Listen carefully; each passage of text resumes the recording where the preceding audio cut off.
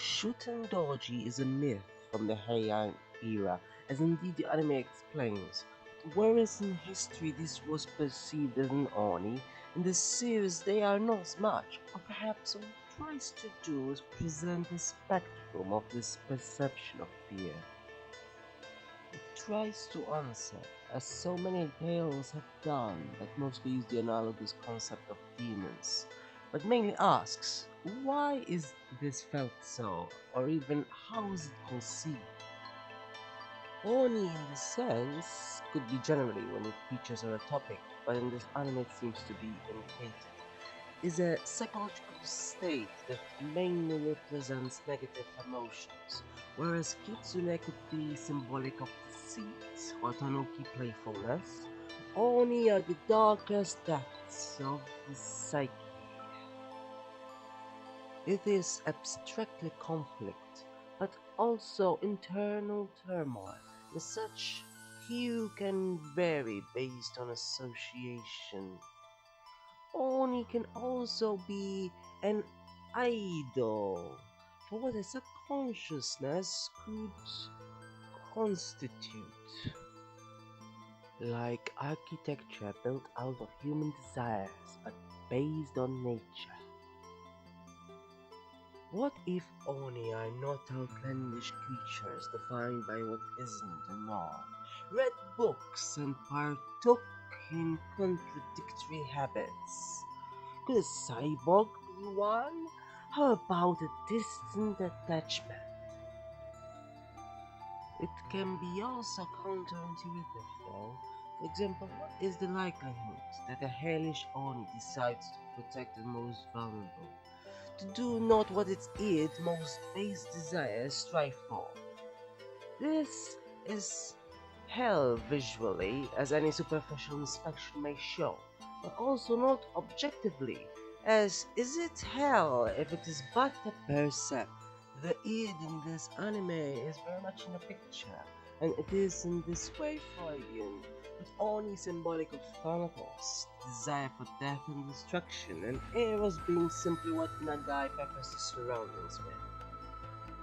It was interesting how the past was conjoined to the future, and even fables given rationalizations that contextually seemed plausible. How historical figures happened to encounter Oni, and throughout they came in different sizes, including miniatures, seemingly to indicate a level of familiarity with a curious origin.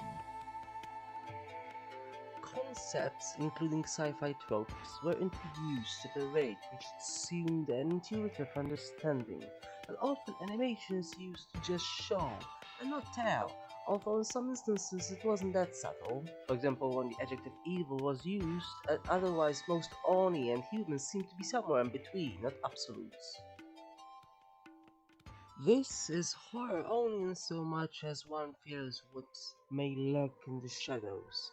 Only use violence, but only because it at times appears to be what is expected of them as creatures of the dark, just as humans in gangs resort to plumb the depths of animosity, even when free will is not an issue, excluding peer pressure.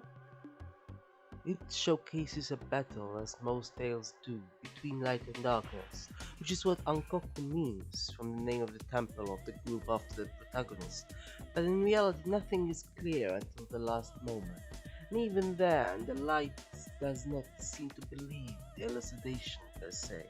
As such, one might end up seeing both sides of this divide to be as in the dark as each other. Everything might not be seen as perfectly proportional in this anime. The introduction of characters that have little screen time or purpose is a problem in mostly one episode, and even if most other incidents seem to happen randomly, they still have something meaningful, whether it is to highlight differences between Oni and those more familiar, or even historical mindsets.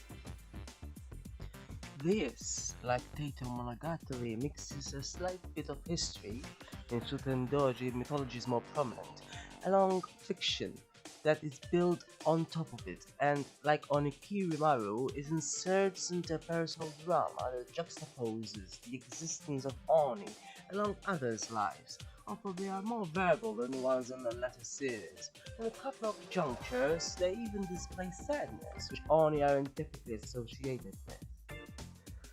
The situation with which Yasuburo and Uchouten Kazoku contends with for just one episode is vaguely similar, as Oni are similarly depicted in a different dimension. Unlike Kitsune or Tanuki, who can live in a plain world, Oni seem to be inherently too big and scary, and this is where Shuten tries to approach this from, the points of view of a spectrum of Oni. It also seems to have cycles for some different things. For example, in 2 instances, both humans and Oni roll over a hill, and the detaching of an arm seems to be a recurring incident, which is likely a reference to the original Watanabe no Tsuna legend. In the end, this anime turns out to have a narrative that, despite being seemingly interested in the superficial happenstances that have no other bearing on the story itself, besides fulfilling instinctual desires, as mentioned previously, is all-encompassing and more subtle than not. Beyond the conflicts, there is psychology, and attempts to be as existential as possible. While it could have conveyed a similar approach using less violence, Oni at times seemed to be inevitably tied to the concept of conflict. This series though did at least attempt to convey a variety of coherence that most anime do not usually paint Oni with.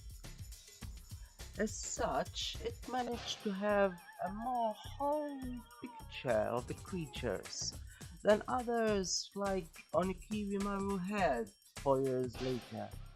But if it spanned even longer, perhaps the health screen could be even more complete.